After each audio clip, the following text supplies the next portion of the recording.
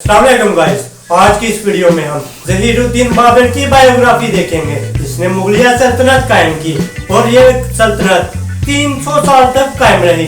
ये जानने के लिए इस वीडियो को एंड तक देखिएगा। अगर हमारे चैनल पर नए हैं तो चैनल को सब्सक्राइब कर लें। ज़हीरुद्दीन बाबर 1483 को वादी फरगाना के हुक्मरान उमर शेख के यहाँ पैदा हुए। 1496 में इनके वालिद इंतकाल कर गए तो हुकूमत का तख्तोताज बाबर के हाथ आया। इस वक्त बाबर की उम्र 12 साल थी।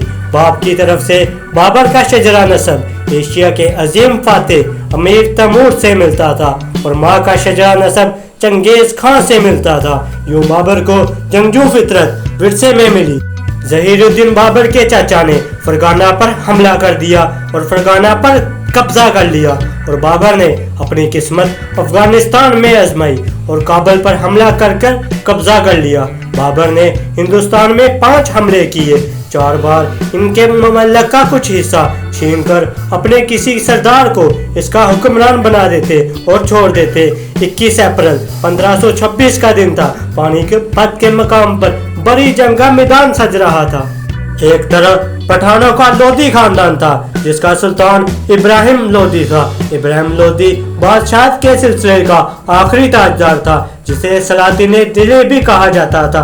और दूसरी तरफ मुगलों का ज़हीरुद्दीन बाबर था। हिंदुस्तान पर इसका यह 5वां हमला था। इसके पास सिर्फ 12,000 फौजी थे जबकि इसके मुकाबले में सुल्तान इब्राहिम लोधी के पास 10,000 जंगजू हाथी और 1 लाख का लश्कर था। लेकिन बाबर के पास एक ऐसा हथियार था जो आज तक हिंदुस्तान ने नहीं देखा। जी हाँ, यह हथियार तोप था। बाबर जानता था 12,000 फौजियों के साथ इब्राहिम लोधी को शिकस्त देना इसके बस की बात नहीं।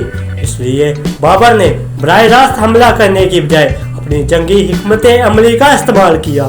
ज़हीरुद्दीन बाबर के पास 12 तोपें थी। हिंदुस्तान में ये हथियार पहली बार इस्तेमाल हुआ था। इब्राहिम लोधी अपनी फौज के साथ मैदान में उतरा तो बाबर पहले ही अपनी जंगी हिकमत अमली कर चुका था। दुश्मन की तादाद को कम देखकर इब्राहिम लोधी ने खुलेआम हमले का हुक्म दे दिया।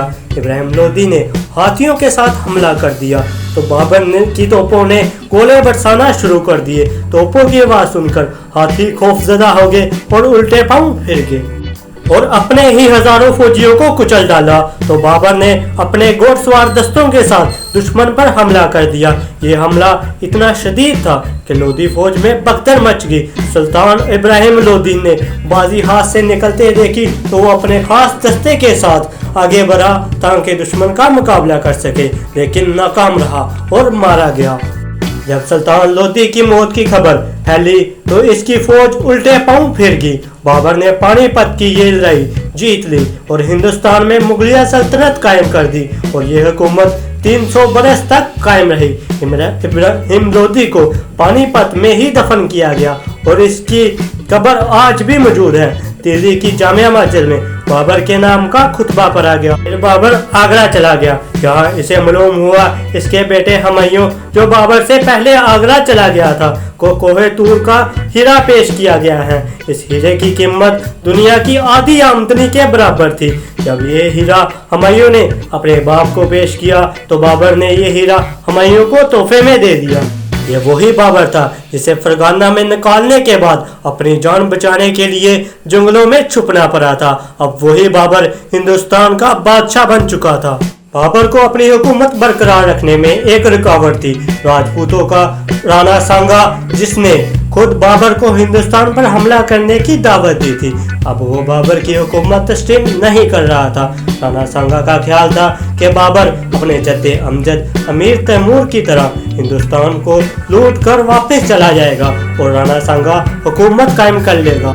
इब्राहिम लोधी को शिकस्त देने के बाद बाबर ने हिंदुस्तान रुकने का फैसला किया तो राणा सांगा इससे जंग के लिए तैयार हो गया। जब बाबर को पता चला तो बाबर ने भी जंग की तैयारी शुरू कर दी और 50 नई तोपें बनाएगी। अब बाबर भी इस जंग के लिए तैयार हो गया और एक बड़ा लश्कर था। बाबर शराब नोशी का आदी था। इसने मिन्नत मानी अगर वो जंग जीत गया तो वो शराब छोड़ देगा और दाढ़ी भी नहीं कटवाएगा। बाबर ने ऐलान किया अगर वो राणा सांगा के खिलाफ जंग में जीत गया तो अपनी सल्तनत में मुसलमानों के खिलाफ सारे टैक्स माफ कर देगा। बाबर की फौज दुश्मन की ज़्यादा तादाद से भी खौफजदा थी। बाबर ने जंग से पहले अपनी फौज के सामने एक तकरीर की। बाबर ने कहा इस दुनिया में जो भी आया है इसने मरना है, जिंदगी और मौत अल्लाह ताला के हाथ में है। मैदान जंग में दुश्मन को देखकर मुंह ना फेरना। बाबर शराब ज़ाया करने और तकरीर करने से अपनी फौज के जज्बात को बढ़ा चुका था। राजस्थान में दोनों फौजें आमने सामने आई। इधर भी पानीपत वाली तकनीक इस्तेमाल की गई। बाबर ने राणा सांगा को आसानी से शिकस्त दे दी। राणा सांगा इस जंग में जख्मी होकर फरार हो गया। बाबर बेफिक्र होकर हिंदुस्तान पर हुकूमत करने लगा।